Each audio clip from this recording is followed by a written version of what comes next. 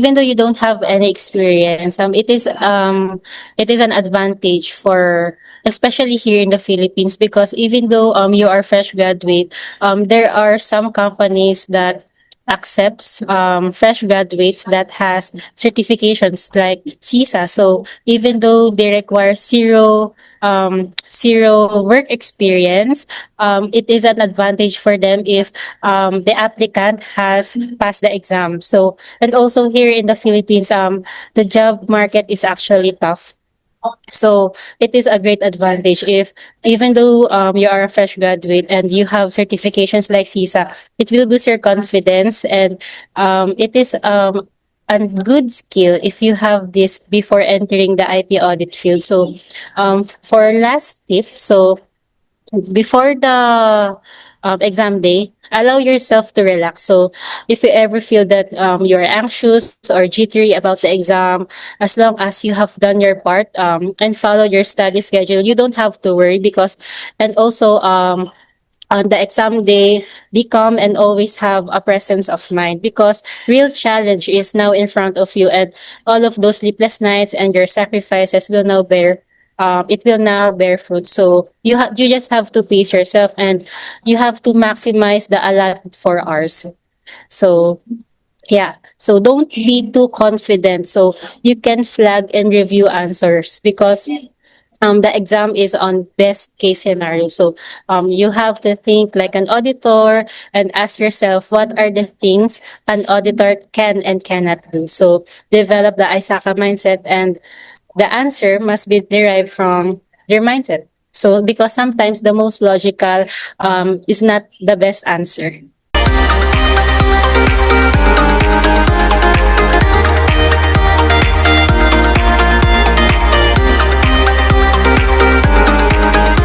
Hello everyone, welcome to CISA This Much. This is Aditya, and today we have with us GUILIANA.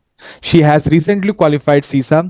GUILIANA, first of all, heartiest congratulations for qualifying CISA. Before we ask you any questions, how does it feel qualifying CISA? So actually, I'm very happy because I passed it on my first attempt. So actually, because we all know that CISA exam is actually costly, so it is not very cheap. So I'm very happy that I passed it on my first take. Even we are happy as well, all right, so before I ask you any other question, can you please introduce yourself, your background, and what made you choose or decide this certification, CISA? Yeah, so hi, I'm Giliana. I graduated last year, so I'm batch 2024. So my program is Accounting Information System. So actually, I don't have any work experience regarding this field, but because it is in demand in our country, so I tried it, and it's good because I passed it. Awesome, awesome. And since you mentioned you have a degree in accounting information system, so did you had this thought before, when you were joining any graduation or degree or course? Did you have in your mind that I am interested into IT, and let me do something which is a combination of accounts and audit and IT? Because this decision, which you have made to do your graduation in this stream, like, was it a conscious decision after having interest here? Like, what made you choose that? Because the CISA is also very much interlinked with what you have done in your graduation, which is you have mentioned accounting information system. Because nowadays there are a lot of courses which are being created like that, which is a combination of multidisciplinary fields, but previously we didn't have these options in place. So did you have this in your mind previously before joining this? No, actually, my professors encourage us to take CISA because accounting information system is very a flexible program. So we have background in accounting and also in IT. So that's why they said that we can take CISA because it is a good exam, a good certification if we want to enter the IT audit field. Yeah, yeah. This is the start. I mean, you have tremendous opportunity here in this field, and since now at a very young age you have both, in your hands. You have the certification as well, for which people take a lot of years, and you have that, at the start of your career. I'm sure that this will give you a lot of benefits. All right. So, how much time did it take for you to crack this exam? Right from the date you thought, okay, let me start studying for this exam till the date you cleared it. Yeah, okay. So I started the course for February. So February until July. So that is roughly 5 months, I think. Is that 5 months. right? Yeah, Uh, 5 months. awesome, awesome. And like, were you doing something? Were you, studying for some other exam? Your graduation, something in between this, or you were studying for CISA the entire day? No, so actually I took certified in cybersecurity first. So Okay, along the way, so February to July, I studied for CC and for CISA. So my awesome. first exam is CC and then CISA. All right, great, great. So, yeah, even that's a good exam to help you understand the basics of cybersecurity, and I'm sure Yeah. that even those learnings would have helped you here as well in CISA. All right. And what was your revision strategy? Because there are so many domains here. Did you have a specific strategy to revise all these domains, and any advices you would like to give to the CISA aspirants who are studying for this exam, and who wants to clear this exam, but maybe for some reason that they're not able to, or they are scared of giving the exam? Any tips or any advices you would like to give to the people? Yeah, okay. So I said already that I'm a fresh graduate, right? So the good thing about having no experience with the field is that you will only think from ISACA's mindset. So that is a very good like advantage, right? So you don't Yeah. have to shift perspective in the real world and Isaka's world. So this is very important because all of the questions and all of the answers are aligned with their mindset. So this one's actually a pretty popular topic and it is a nice tip for all our CISA aspirants. So Yeah, also, go so ahead, go ahead. along the way, Yeah. you can see patterns on how ISACA wants you to take and answer the questions. And this is very important because you have to establish the priority, the order of priority when choosing the best answer. Because all options might be correct, but what is the best, diba? So you can only see these patterns through repetition. So you have to practice yourself. That's a really good point which you have made, because I was taking one more interview yesterday, and the same point was discussed, because the other person was having a lot of years of experience, and he mentioned that yeah, he had to unlearn few things. He had to forgot something. I mean, he had to forget something in order to learn new things, because the syllabus, sometimes, especially the Isaka mindset, as that's the best choice which they have made. And to learn things, maybe you might be doing something else in a practical world, and something else is expected from you for the exam. So he also had that kind of struggle.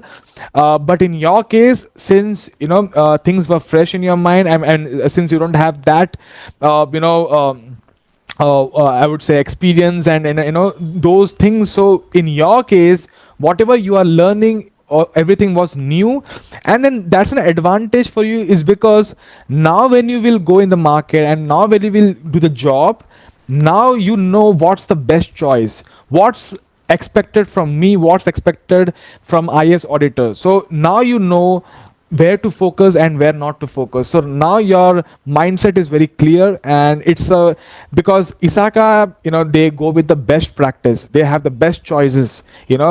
Audit is something which is subjective. I may go with some different opinion. You may go with some different opinion. But when it comes to the best practice, you need to follow some standards. You need to follow some frameworks. You need to have that mindset in place. And now that's an advantage for you that you have that. All right, really great. So my next question to you is: any challenges you have faced in this journey? Yeah, so since I don't have any experience, so I had a hard time learning domain 5 actually Domain because 5. of the Yeah. technicals. Yeah, because of the technical terms. But um, one strong tip is that you have to focus on domain 1 and 2.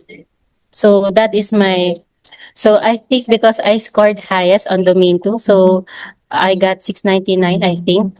So Awesome. Yeah. because of that, so because the question can be it could be domain one and then domain two, and but the answer should be from domain five. It's like that. But as long as you have the foundation, as long as you have the concepts, you can actually answer domain five because it is connected. All domains are connected with one another. So you have to prioritize all domains, not just domain five and domain four. Yeah, yeah. And in fact, our recordings, our videos, especially for domain 5, we have huge videos. There are a lot of people who says that domain 5 amendments, it is like domain number 6, because so many videos, so many lectures. And what I felt was, when I was recording these, I knew that there are some things which might not be relevant for CISA aspirants, because the exam questions will not be that technical. However, the reason we have those in syllabus is to make sure that the auditors also understand these things. See, even though there are a lot of things which you might not it may or it may not be helpful for you in the practical world, but now since you understand these things, these concepts, trust me, your confidence will be really high, even in the practical life, even the jobs, because now you understand the core, the foundations of these concepts. And once you are aware of these foundation concepts, because IT is something, it is ever change, it will evolve, year by year. Maybe 5 years down the line some new things will come. But now, since you know the background, what was there previously and what's happening now in the industry, you'll be able to interlink with what has happened in the past and what's happening now, and that will give you the confidence in your real practical job life. So and also, I know that if someone doesn't study domain 5 well, they always have this fear that domain 5 has got the highest weightage. I know 1, I know 2, I know domain 3, I know domain 4, but somewhere down the line I'm not confident with domain number 5. But the moment you learn deep for domain number 5, regardless of how much you score in the exam, but the moment you learn things, at least one thing you're confident about is that I know things. Okay, maybe I might answer things wrong in the exam, I might answer things right, but I know the concepts, right? So that confidence you get, right? Did you face similar challenges for domain number 5 amendments? Lot of things, lot of videos. How did you especially domain number 5, how did you manage that?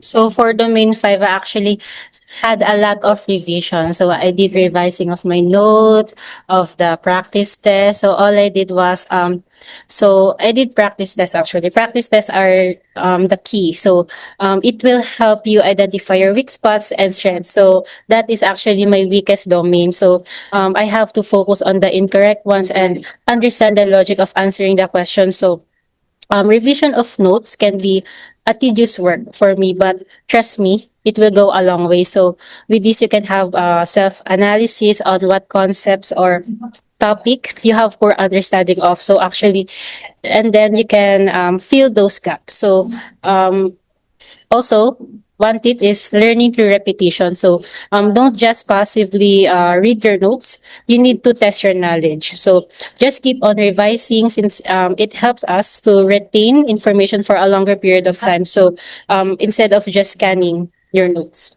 So at the end of the day, you yourself know what is best for you. That's true. Yeah, yeah. That's what we call, active reading and passive reading. Like, you need to, and especially even the questions as well, right? You cannot just read the question and expect to get to the right answer. You need to break down the question. You need to read actively in the exam. That's the strategy to, get to the right answer. Since you mentioned you have got 699, which is a very great score in domain. I always keep saying this thing, in my lectures, that getting a good score in these initial domains, domain 1, domain 2, it's not that easy. It's very difficult because deliberately most difficult questions will be asked from these domains, because CISA exam, this is a audit exam. They cannot play with you in hard domains like domain number 4 and domain number 5. Okay, in domain number 4 and 5, even if you know the basics, even if you know the overview of everything, you will be able to answer. However, in these simple domains like domain 1, domain number 2, that's not the case. Those domains are simple to learn, but those domains are very difficult to, crack the right answers. Were you expecting this score of, because it's a very good score, especially in domain number 2? Because I haven't seen like the lot of people who get very good scores. However, even after that, I don't see a very good marks in domain number 2 especially. And I think maybe the domains where other people are, they struggle to get marks, those domains you have got very good score. And maybe even that has helped you, in cracking the overall exam. So, were you expecting this score in domain number 2? And by the way, like, what was the other domain? Like, how much score you have got? Like if you don't mind, because I don't remember like the scores which you have received. Maybe you have shared that, but I don't have that right in front of me. So, what was your scores? Okay, so for overall, I got 579. So for domain 1, I got 443. All right, all right. For domain 2, I got 699. For domain 3, I got 653. So for domain 4, 662. And as expected, for domain 5, I got 478. All So right. Okay. for domain 2, 3, and 4, so I got line of 6. And for 600. domain 1 and 5, so it's line of 4, as expected. As all right, all right. But still, still overall, it's a very good score. Any score which is close to 600. That's, see, you know what, you reach 600 mark when you answer more than 122 or 125 questions right. This is how the exam is set, because a person answering 110 questions, for example, there is scaling down as well, because you don't get raw score, you get scaled score. So your scores are also seen with other people's marks across the globe. And also there are so many factors, like what was the difficulty of the test and everything, and accordingly they decide your scaled score. Uh, but any score which is close to 600, it only comes when you have answered around 125 right. And that's again an achievement, because out of 150 questions in the exam, answering 125 right. And the fact, again, I say this, but again I'm saying this, in the exam, out of 150 questions, 10 to 15 questions will always be out of box, wherein it will be very, very difficult, where the entire globe will go wrong. So, technically you just have scope for answering 135 questions, right? Because 15 questions, entire globe will be making mistakes. So out of 135 questions, you have answered 125 right. Technically, if you see, so you just made hardly 10 mistakes. So again, that's an achievement in itself. So it's a great score indeed. Yeah. All right. So any last piece of advice, any tips you would like to share to people? And will you recommend people who are fresh graduates to do IT certifications? Did this certification help you to understand things? Because there's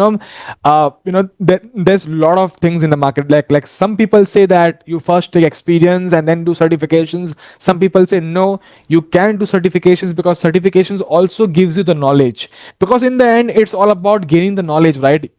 And if I'm gaining the knowledge, why can't I have the certifications, as a byproduct? Because anyways I'm learning for it, right? So if I'm putting my hours, if I'm putting my efforts, why can't I expect something out of it? So that's my thought. So I always say that if you do some certifications, that not just enhances your knowledge, but at the same point of time you get something out of it. So I want to know your opinion into this, and any last piece of advice you would like to give to the future CISA aspirants. Yeah, so actually, even though you don't have any experience, it is an advantage for, especially here in the Philippines, because even though you are fresh graduate, there are some companies that accepts fresh graduates that has certifications like CISA. So even though they require zero work experience, it is an advantage for them if the applicant has passed the exam. So, and also here in the Philippines, the job market is actually tough. So it is a great advantage if, even though you are a fresh graduate and you have certifications like CISA, it will boost your confidence, and it is a good skill if you have this before entering the IT audit field. So for last tip, so before the exam day, allow yourself to relax. So, if you ever feel that you're anxious or jittery about the exam, as long as you have done your part and follow your study schedule, you don't have to worry. Because, and also, on the exam day, be calm and always have a presence of mind, because real challenge is now in front of you, and all of those sleepless nights and your sacrifices will now bear it will now bear fruit. So you just have to pace yourself, and you have to maximize the allotted 4 hours. So yeah, so don't be too confident. So you can flag and review answers, because the exam is on best case scenario. So you have to think like an auditor and ask yourself, what are the things an auditor can and cannot do. So develop the ISACA mindset, and the answer must be derived from your mindset. So because sometimes the most logical is not the best answer. So Uh, that's all. all Thank you for the great tips. I really agree with all the tips which you have given, and thank you very much for sharing your experience, for sharing your journey, and we wish you all the very best for your future as well. Thank you.